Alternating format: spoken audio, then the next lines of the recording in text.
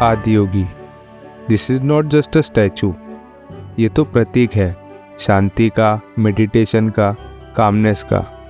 यही कामनेस मुझे भी महसूस करनी थी। एंड इस जगह को और भी ज़्यादा खूबसूरत बनाता है यहाँ का surrounding, nature. It is so beautiful. तो बस यही महसूस करने मैं निकल पड़ा आदियोगी, कोयम्बतूर।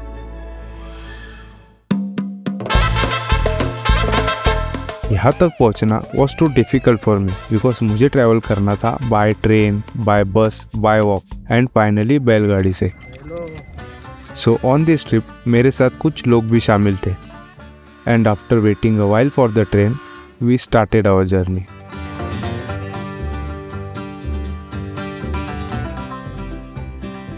मुझे नीचे वाली सीट चाहिए थी। मेरी सीट है इधर ऊपर, तो कोई नीचे वाला कोई देने कोई तैयार नहीं, थोड़ा भी कोऑपरेट नहीं किया। लेकिन वीडियो तो मैं निकाल के रहूँगा, फिर कुछ भी हो जाए। अब अपने आप को सेटल करते हुए हम वेट कर रहे थे अगली सुबह का। तो सुबह होते ही हम उम्मीद करते हैं बढ़िया चाय नाश्ते की। चाय नाश्ता तो मिल जाता है पर बढ़िया नहीं मिलता।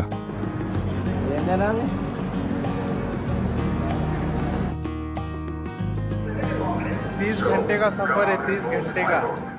अब पूरी रात सफ़र करने के बाद भी काफ़ी दूर थे हम कोयम्बतूर से, 700-800 किलोमीटर दूर, पूरा मिलाकर 30 आवर्स इन द ट्रेन।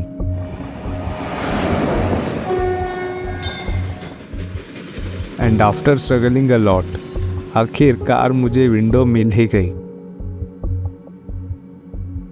यूं ही खूबसूरत नज़ारे देखते हुए दिन बीत जाता है और हम पहुंचते हैं बेंगलोर।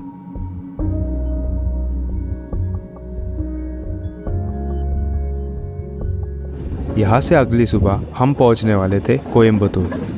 अब कोयम्बतूर का नाम सुनकर हम बड़े खुश हो जाते हैं। जैसे ही हम कोयम्बतूर पहुंचते हैं हमारी थकान कम और एक्साइटमेंट बढ़ जाती है। लेकिन हमें नहीं पता था कि हमारे यहाँ कदम रखते ही हमारा सफ़र शुरू हो चुका है।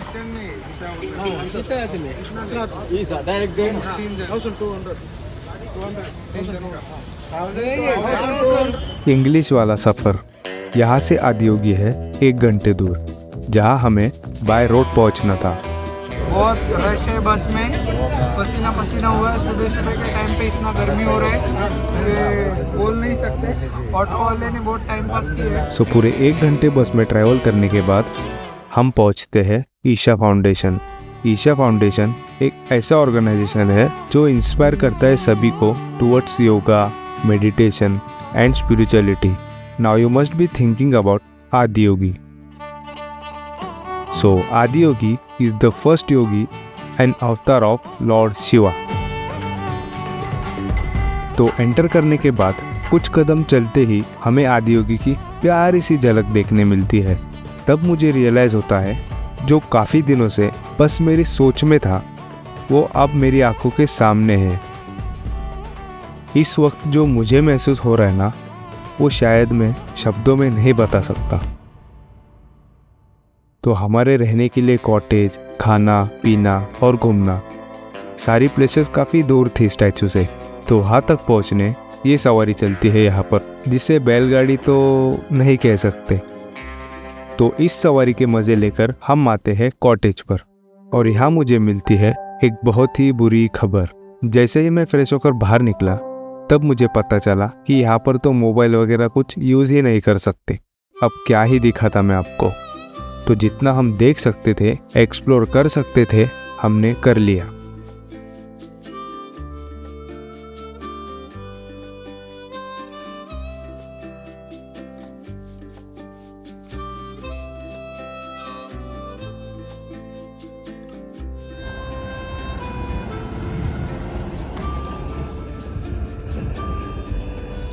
फिर हम चलते हैं लंच करने, जो था पूरी तरह से सात्विक खाना।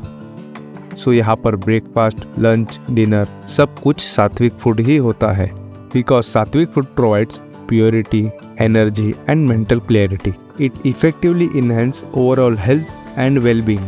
रोज़ हज़ारों लोगों का खाना बनता है यहाँ पर एकदम शुद्ध तरीके से। एंड आफ्टर हैविंग लंच हम कुछ वक्त यही गुजार लेते हैं। ये ताज़ी हवा और एक खामोश पल देखते हुए हम एक पेड़ की छांव में बैठ जाते हैं। वक्त इतना गुजर जाता है कि हम मिस कर देते हैं आदियोगी लाइट शो।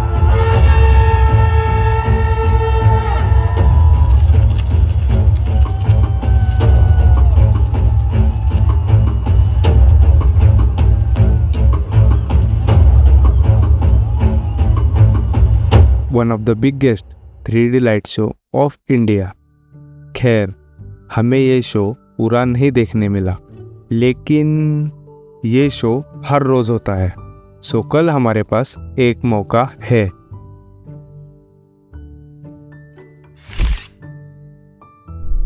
और कल का दिन बहुत ही स्पेशल होने वाला है, यही उम्मीद देकर आज का ये दिन बीत जाता है। अगली सुबह होते ही मैं निकल पड़ता हूँ 3 most spiritual and powerful experience feel करने। पहला, सूर्य कुंड, जहाँ डुबकी लगाकर अपने शरीर को शुद्ध करना होता है।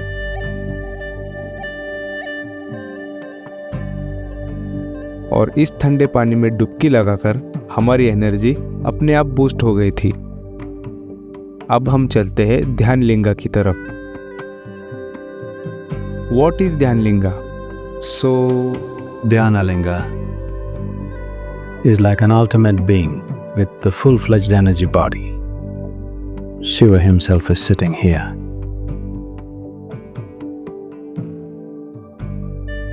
तो मेरा ध्यान, मेडिटेशन, इनसे दूर दूर तक कोई रिश्ता नहीं है, पर फिर भी कुछ देर शांति से यहाँ बैठना was like a magic। अब बारी आती है लिंग भैरवी की। लिंग भैरवी देवी प्रतीक है माँ सरस्वती, माँ दुर्गा और माता लक्ष्मी का। So Linga Bhairavi takes care of people's material well-being, health, and this kind of things generally. But finally, tweak towards spiritual well-being. Dhyanalinga is subtle. Takes some amount of focus to feel that. But she will be so raw, nobody can miss it. Very strong, raw power. यही सब experience करते करते शाम हो जाती है और मैं बढ़ता हूँ आदियोगी की तरफ, एक आखिरी बार अपने आंखों में वो खूबसूरत सा नज़ारा कैद करने।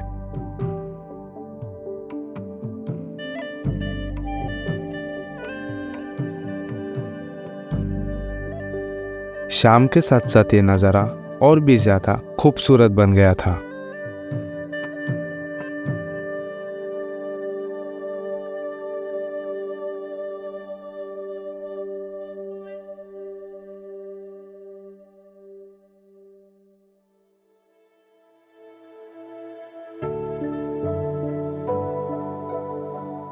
अब वक्त हो चुका है आदियोगी लाइट शो देखने का, जिसे हम कल नहीं देख पाए।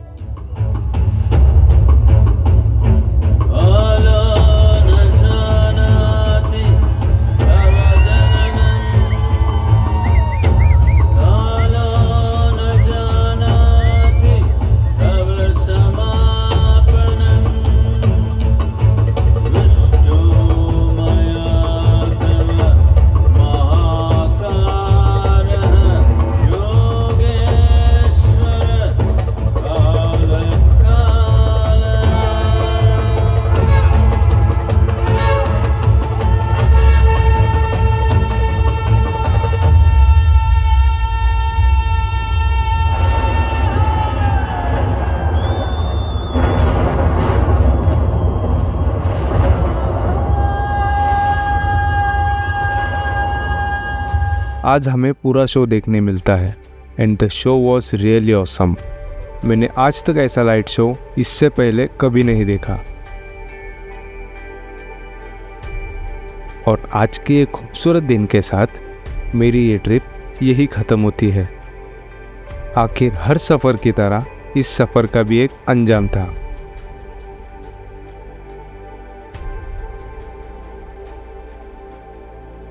यहाँ से निकलते वक्त मुझे कुछ पल फ्लैशबैक होते हैं। आदियोगी के सामने गुजारा हुआ वो पल, ध्यानलिंगा की वो शांति, सूर्यकुंड की वो डुबकी, ये सब कुछ मेरे अंदर कहीं बस गया है। मेरा मेडिटेशन, योगा, इन सब को देखने का नज़रिया ही बदल दिया इस जगह ने। बहुत ही सुकून था इस जगह में। इसी सुकून के साथ, इसी यादों के साथ मेरी ये ट्रिप यही समाप्त होती है। लेकिन मेरा सफ़र अभी शुरू हुआ है।